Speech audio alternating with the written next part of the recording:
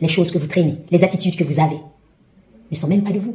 Elles viennent de vos parents, qui eux-mêmes l'ont hérité de leurs parents, qui eux-mêmes l'ont hérité de leurs parents. Et si ce système et ces informations codées qui existent dans votre ADN, parce qu'eux-mêmes ont été soumis à des choses comme l'esclavage, comme des comportements ou des attitudes sociaux de l'époque, où quand t'es noir, t'as pas le droit à l'information, tu peux pas aller à l'école, si on te voit écrire ou lire, t'es puni. Tout ça, c'est des frustrations qui ont été emmagasinées par vos parents. Ça vous a été transmis, parce que c'est dans l'ADN. Et vous, votre job, c'est de commencer à travailler en interne pour déconstruire ces systèmes de croyances qui vous fatiguent le cerveau.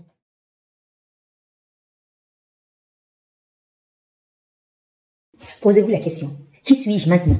Mes amis, ma famille, qui suis-je pour eux? Qu'est-ce que je veux dans cette vie? Dans quel monde j'aimerais vivre? Est-ce que j'aimerais vivre dans un monde plein d'agression, plein de désintérêt l'un pour l'autre, plein d'amour, ou j'aimerais vivre dans un monde de division? C'est à vous de répondre à cette question. Allez au fond de vous-même et répondez à cette question.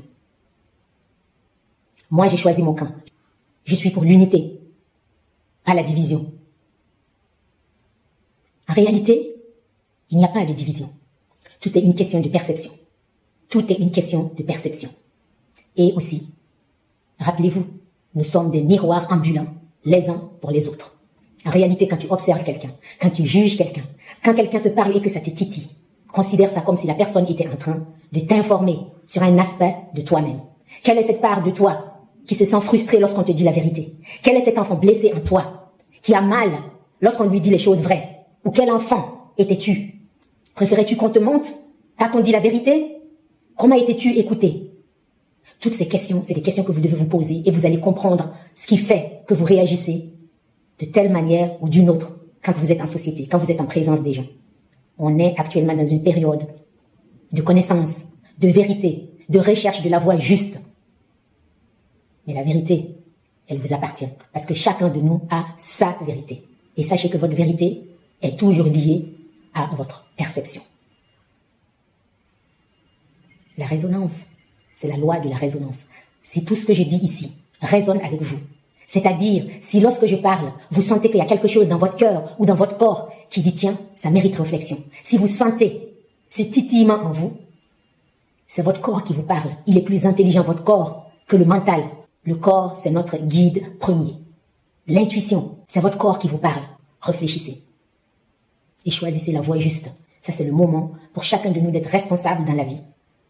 D'être à l'écoute et de se dire qu'est-ce que je veux. Quand vous vous levez chaque matin, vous devez vous dire qu'est-ce que je veux faire de ma vie aujourd'hui. Et faites-le.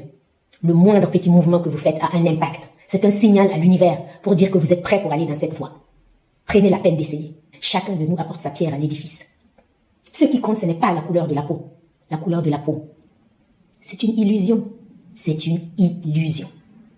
Pourquoi? Parce qu'en réalité, il y a, si on veut appliquer un jugement de valeur, le bien, les gens bien, le mal, les gens qui sont pas terribles, ou en tout cas pas fiables, qu'on pourrait dire des mauvaises personnes. Chez les jaunes, chez les blancs, chez les noirs, ce qui compte, c'est ce qu'il y a à l'intérieur, le sang. Vous connaissez cette bonne femme, Sophia, qui a écrit le film Matrice? Qu'est-ce qu'elle en pense? Quand elle te parle et qu'elle t'éveille la conscience, elle te dit quoi? Ce qui compte, c'est pas l'apparence, c'est pas la couleur de la peau, c'est le sang. C'est le sang. Tu peux voir une personne blanche à l'extérieur, qui vient de la même origine cosmique que toi. Mais dans ce monde, tu vas la croiser et tu vas, juste parce que tu as été formaté dans une société de contradiction, de binarité, de division, tu as déjà cette appréhension que cette personne n'est pas la même que toi. Et à côté de toi, tu as une personne qui en apparence a la même couleur de peau que toi et vous n'avez rien en commun. Il faut déconstruire cette façon de voir, déconstruire cette illusion et espérer vivre en harmonie réelle avec qui nous sommes vraiment. Nous sommes plus que cette chair, nous sommes plus que cette couleur de peau, nous sommes plus que cet avatar. Avant tout, nous sommes des âmes. Votre corps est à l'intérieur de votre âme. L'âme est plus grande, elle voit juste, elle ne vous trahit pas, elle vous guide. Mais pour pouvoir acquérir les connaissances que votre moi supérieur est en train de vous communiquer, vous devez avant tout vous déconstruire de tous les comportements, de tout le système de croyances qu'on vous a inculqué depuis votre premier jour de naissance. Et ça va même plus loin. Les choses que vous traînez, les attitudes que vous avez, ne sont même pas de vous. Elles viennent de vos parents, qui eux-mêmes l'ont hérité de leurs parents, qui eux-mêmes l'ont hérité de leurs parents. Et si ce système et ces informations codées qui existent dans votre ADN parce qu'eux-mêmes ont été soumis à des choses comme l'esclavage, comme des comportements ou des attitudes sociaux de l'époque, où quand t'es noir, t'as pas le droit à l'information, tu peux pas aller à l'école, si on te voit écrire ou lire, t'es puni.